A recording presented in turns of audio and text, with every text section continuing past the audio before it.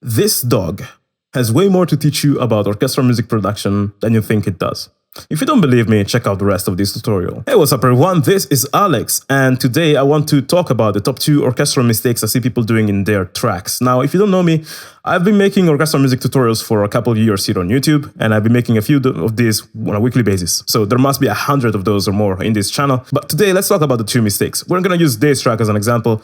This is my carpet cover I wrote last year and I made a 1-hour tutorial about. I just want to examine this bit here to explain how to avoid those 2 mistakes. So let's check it out.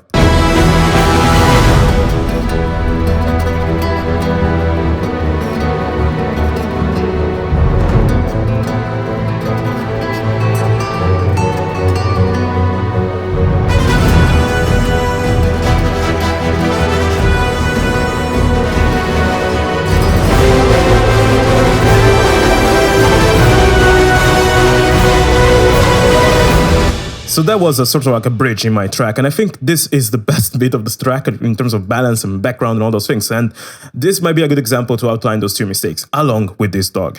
Now, what are the 2 mistakes? Well, first is a lack of background. I noticed that throughout many tracks in my 3 hours live stream of the last week, where I went live on YouTube and reviewed everyone's tracks, many tracks didn't have a nice background, so they felt a bit boring. Second mistake was too much clutter. And lack of balance in the melodies and in the track itself. Now, let's explain this with this dog here. Why the dog? Well, if you know me well, you might have seen I have an Instagram page full of photographies that I shoot. And I believe that when you develop artistic talent in other fields, other than music, like be it photography, be it cooking, acting, whatever, you will discover certain things that are true, certain parallels that are true even in music. This is an example. So what makes this picture beautiful? Well, of course, the dog is pretty nice. That's the thing you notice, right? But if we remove the background, now the dog is a bit boring, honestly, right?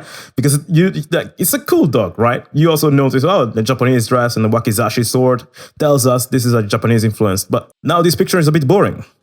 And this is just like a track that has prominent melodies, but no interesting harmonies, no interesting background. So no interesting rhythm, bass lines, harmonies, counter melodies, and stuff like that. And that's something I noticed in loads of people's tracks. They put lots of effort into writing these beautiful melodies, but then they would take the melody and layer it on 3 octaves and just have that going for the track.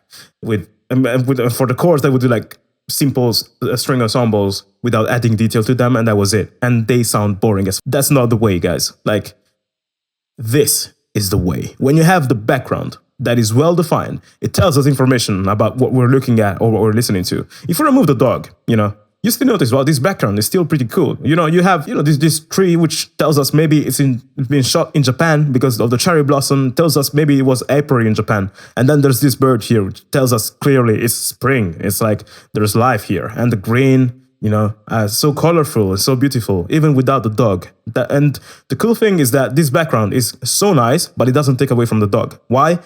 Because of a few reasons. First, if you notice, it's a bit blurred. Right? So if this background wasn't blurred, this picture wouldn't be so good, because when you look at this picture, you're instantly looking at the things that are in focus, which is the dog. With music, you can create perspective with volume and tone and color, right? So in this case, the main instruments in this bit are the trumpets and the acoustic solo guitar, which taken on their own, they're not so great. It's like, it's okay.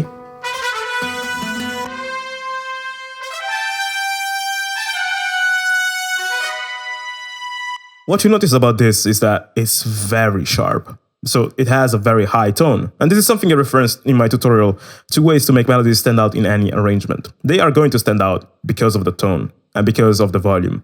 So those are the forces I used to make them stand out. But if we have those alone and no background, they're like this dog. So what I did is I defined the background. Let's see what I did to define the background here. Let me remove the melodic instruments. Let's check out this part without them.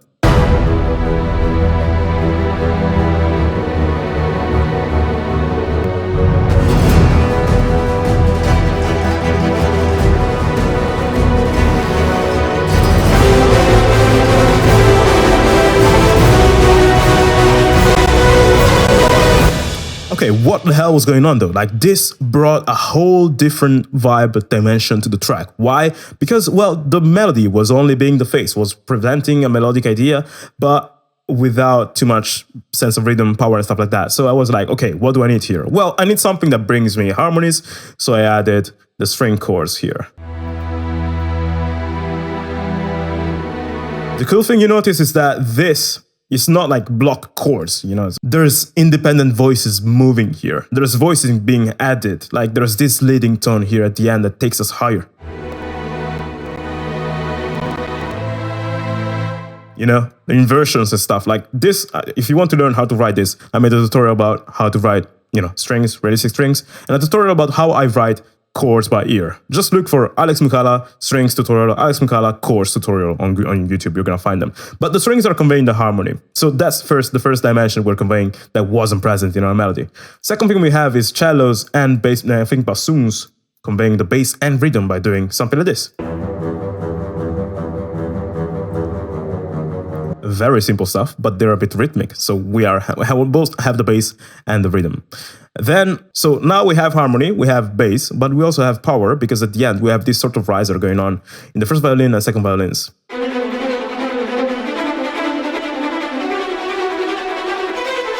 This makes things very intense. Added along with the French horn.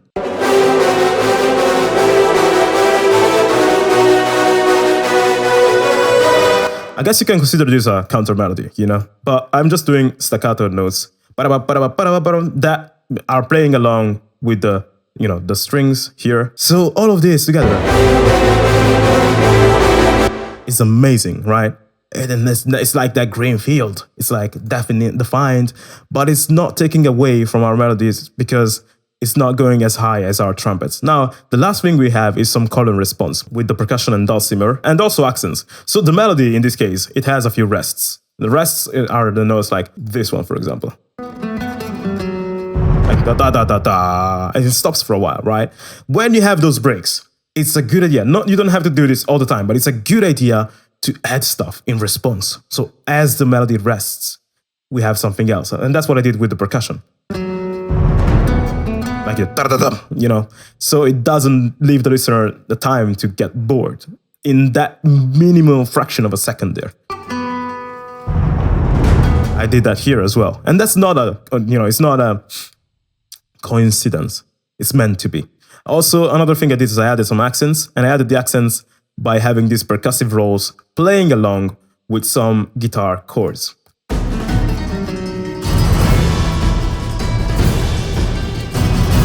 Like these things that go along with the percussion. That's not an accident either, you know, that was meant to be. Also with the cymbals, and when you add cymbals like that, it opens up the track. So this background, as you see, is well defined in bass, harmony, and power/transition, and also in terms of accents, call and response. So it's like 5 different areas I'm tackling with everything else other than the 6th area, which is the melody. So you see how important it is to have a background. Because again, the second problem is clutter, and visually it would look something like this. Like if each dog is a melody, this is what it would look like. It's those songs where every melody is like, look at me, notice me, I'm awesome, listen, listen. And there's like 4 melodies on the same octave, and you're like, what the hell should I listen to? Just like this dog. It's like this picture.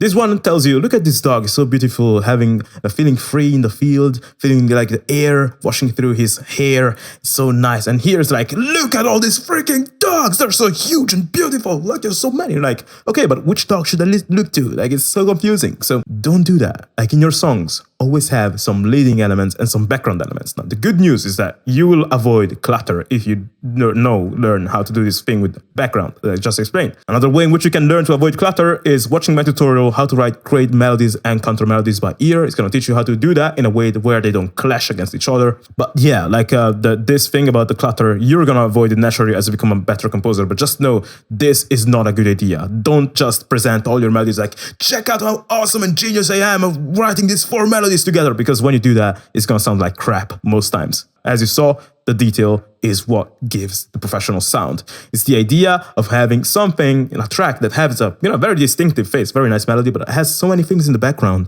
that when you listen to the track and on the 20th time, you'll notice maybe, oh, there's some independent voicings in the strings ensemble I didn't notice before. Or you might notice, the brass in that final section here, the French horn starts with a scoop. That's why it has so much power, like this. Compared to this. You know? And this scoop is just one note out of 9,000 notes that I used in this song, guys. So that's the amount of detail you need to have. And that's how professional tracks sound professional. It's not only because of the melody and stuff, but it's because of all the background stuff, all the magic tricks that are going on while you don't even notice it. A culmination of detail like that on stuff that is not so loud and proud will make your song sound way more interesting and way more professional without destroying the balance in the song. So don't be afraid to add details at low volume. And you're gonna notice, like if you're one of my Patreon supporters, which by the way, thank you very much for supporting me on Patreon, and you downloaded my stems and you listen to every single instrument, you might have heard my songs like you've never done before. And you might have noticed all the details I put in the songs. And that's what you need to do. And it's not about the melody and about the phase, it's about what is in the background that normal people will not notice. Composers will notice them upon further listening, but normal dudes are gonna be like, oh wow, this sounds awesome, but I don't know why. Our job is to be like magicians that do the trick in front of you, but behind you don't notice there's all the movements that fetch the right card and stuff like that. So be like a magician and like a photographer. Take care of your details. And that means learn how to orchestrate for every single instrument family. And that's something that you can learn on my YouTube tutorial. Like if you look for Alex Mukala strings, you're gonna find 30 tutorials on strings, Alex Mukala brass, 2 or 3 tutorials on brass and stuff like that. And each one of those tutorials is like 20 minutes long. So it's gonna teach you stuff that you can then apply to learn how to make those single instrument families stand out. And another thing I recommend, which is something I reference in every single one of my videos, is the Evident Cinematic Music course, because that can also teach you a lot of things about how to orchestrate music. And it takes you by hand in a path that is being structured to take you from zero to hero. That's very useful. My YouTube tutorial channel is very useful in that as well. It might give you some resources that are not in the course, while the course can give you resources that are not on my YouTube channel. So that are kind of symbiotic, right? And maybe I'm gonna make my course myself, but I'm gonna leave down in the description of this video all the tutorials that I feel are relevant to the things we discussed today. And but I highly recommend you, if you can, invest in it to get the course. And yeah. That's all for this video. I hope it was helpful for you, and I'll see you next week with another one. Bye-bye for now, and share this video with a friend, and subscribe if you feel like this channel is helpful to you.